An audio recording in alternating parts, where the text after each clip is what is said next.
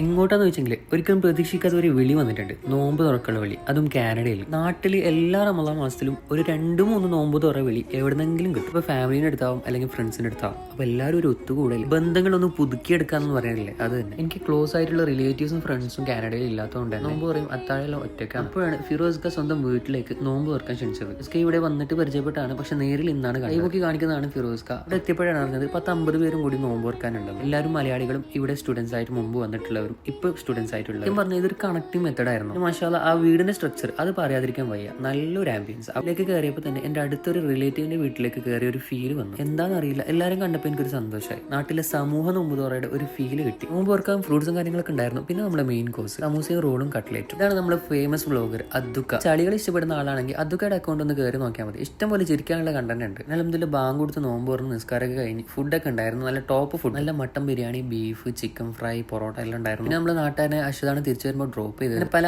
ആൾക്കാരെ പരിചയപ്പെടാൻ പറ്റി. അപ്പോൾ അടുത്ത വീട്ടിൽ കാണാം ഗൈസ്. ബൈ.